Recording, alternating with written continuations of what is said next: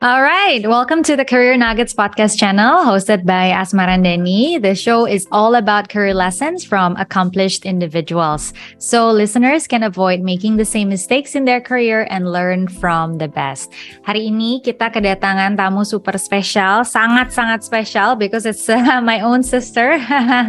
Hey, yeah. Welcome to the show, Kak. Hi all. So my name is Andi Putri. So you can call me Andi biasanya. I'm at the moment I'm managing a program in the climate sector, funded by UK government.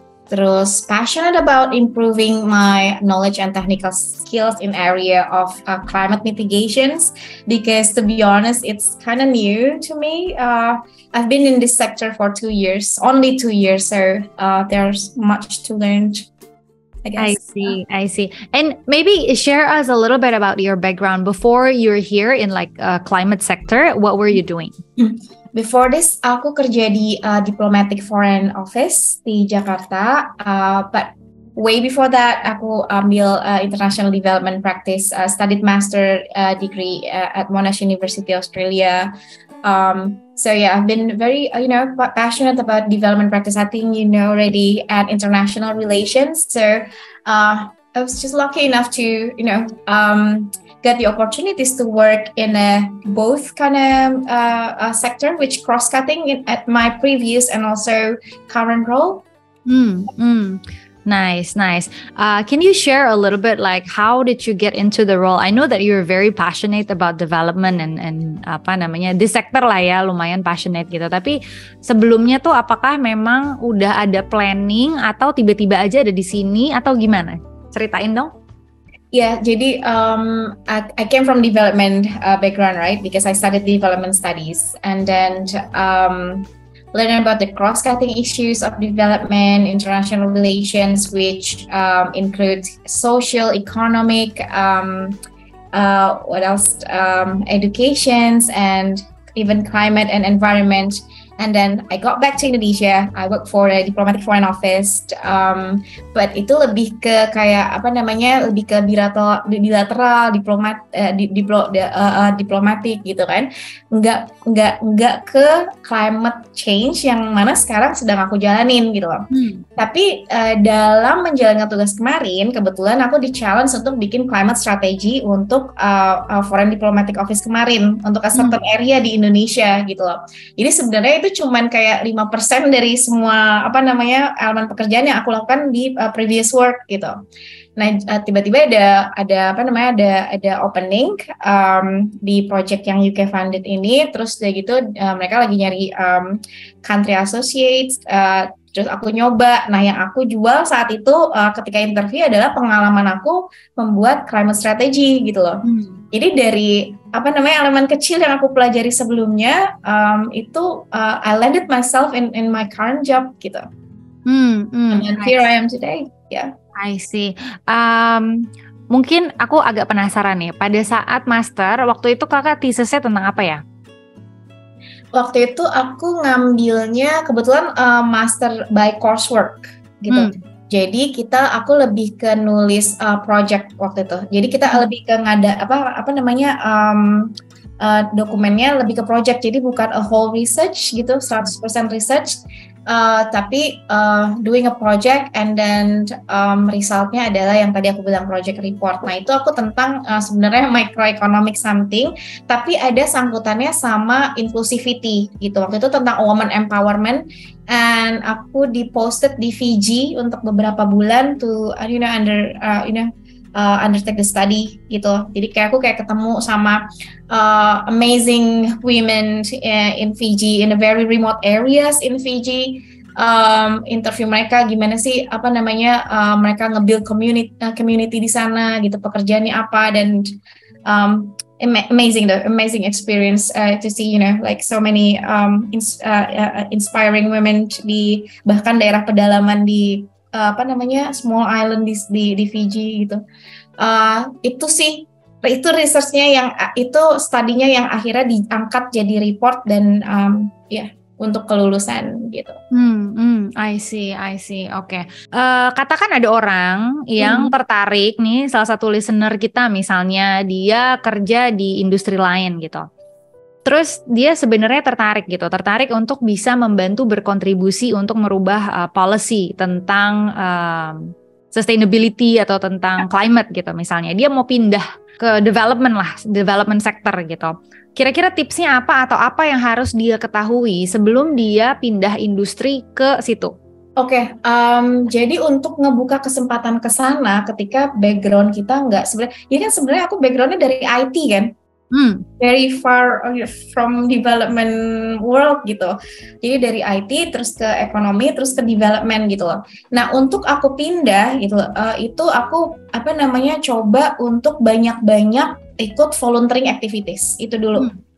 Jadi kalau di development itu banyak banget volunteering yang bisa kita involve in. Misalnya dulu aku ikut Indonesia Mengajar, terus even ketika nggak ada program, aku bikin programnya gitu. Jadi contohnya waktu itu temanku ada yang punya komunitas yang dia bantu gitu ya di daerah pesisir di pinggir Jakarta. Aku lupa nama daerahnya.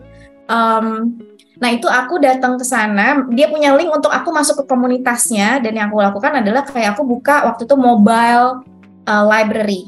Jadi aku kumpulin buku-buku anakku yang nggak kepake, terus kayak siapa yang aku juga ngumpulin dari teman-teman yang nggak kepake, aku bawa ke sana, bikin mobile library aja dari kayak rak-rak kecil yang bisa dibawa kemana-mana, kasih roda gitu-gitu. Terus dan sekaligus akunya ngajar bahasa Inggris sana untuk anak-anak nelayan gitu loh. Nah itu kan udah. Tapi waktu itu memang aku concernnya lebih ke educations gitu loh, nah itu cara kita masuk, maksudnya banyak banget. Nah misalnya nanti climate, banyak banget juga volunteering misalnya in waste gitu, waste management itu juga banyak banget temanku yang involved di situ. Jadi ikut volunteering sebanyak-banyaknya yang kita bisa menurut di area yang kita mau. Kalau education yang tadi aku bilang kan kayak buka perpustakaan gratis, ngajar gratis misalnya untuk anak-anak, atau ikut program yang sudah ada, kayak misalnya dulu ada Indonesia Mengajar dan masih banyak program-program volunteering lainnya gitu. Ya, karena dengan kayak gitu kita jadi terekspos ke dunia yang bagi kita baru gitu. Tapi kan pasti kita nanti ketemu sama orang-orang baru dan akhirnya membentuk network dari situ. Gitu. Jadi nggak cuma ngobrol, ngebentuk network plus langsung praktis pas lagi volunteering itu gitu kan. Ya. I see. Oke, benar sih ya. Kalau misalnya kita mau pindah industri, jangan langsung apply aja. Setidaknya jembatanin itu ya, karena itu juga yang akan kita jual kan, supaya kita juga relevan di industri itu. Dari sepanjang pengalamannya kakak gitu ya, bekerja dengan bervariasi gitu ya posisinya. What did you learn gitu? If you can share 3 takeaways yang paling kira-kira, oh ini nih learning gue gitu sepanjang karir gue. Boleh share 3. Okay, first be open to new things gitu kan. I really enjoy my work at the moment, dan sebenarnya yang bikin aku bisa masuk ke pekerjaan yang sekarang itu ya karena waktu di kantor sebelumnya aku di challenge untuk mengerjakan climate strategy gitu. Bikin climate strategy, padahal sebenarnya itu bukan expertiseku gitu, tapi di challenge gitu kan. Nah, it wasn't really my area of expertise. I could have said no karena itu bukan main duty juga. But instead of nutup diri dari hal baru atau challenge baru gitu kan, I took it as opportunity gitu instead. Gitu. Otherwise, I wouldn't be where I am at the moment gitu kan. Dan ketika aku ambil tantangan itu, sebenarnya aku juga nggak tahu apa yang akan ada di depan, opportunity apa nih di depan. I just be positive on all the challenges gitu. Yang challenges yang dikasih gitu kan. Yang penting buat aku ambil dulu, nanti kita belajar dari situ. Jadi tantangan itu, be open of new challenges itu adalah ruang belajar. Jadi tantangan itu ruang belajar, tempatnya kita salah, and then we will make fewer mistakes gitu as we go. So take the challenge, and then I believe we'll make progress out of it gitu loh. So be open of new things. That's the first one. And then sometimes kita butuh a little push. So surround ourselves with supportive orang-orang yang sangat supportive gitu terhadap kemajuan kita gitu.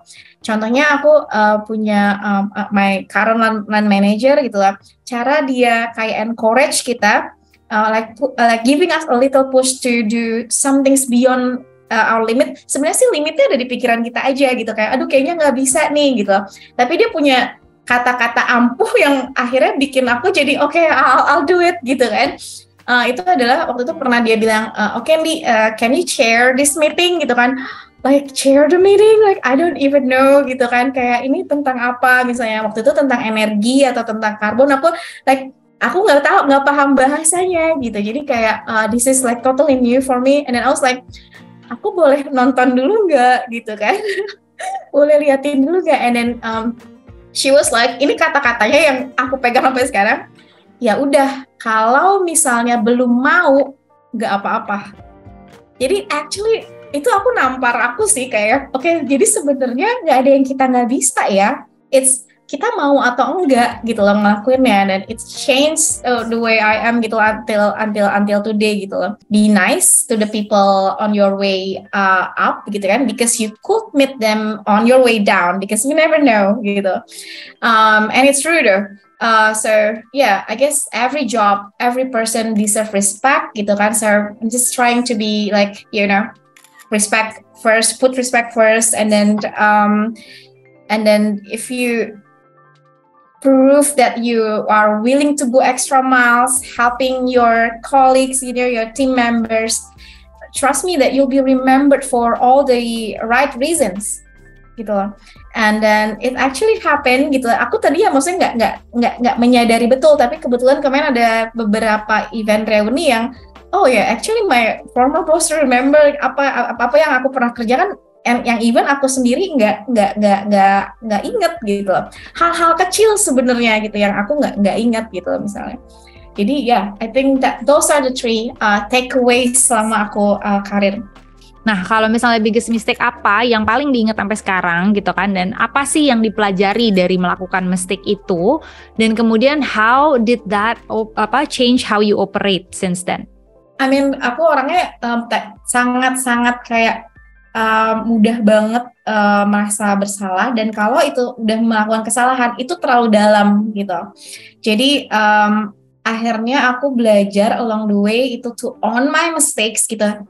That's my mistake. I did that, and here's the solution, and then try to recommend the solutions gitu loh. So own the mistakes and then embrace the mistakes gitu.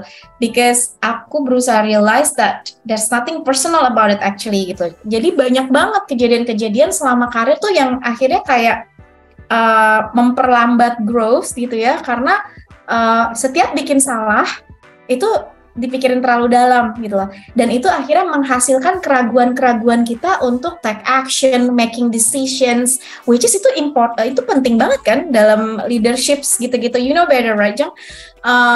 Leadership, managing people itu penting banget gitu loh. Nah aku semakin reluctant gitu loh, karena aku memikirkan kesalahanku terlalu dalam and take it too personal gitu loh.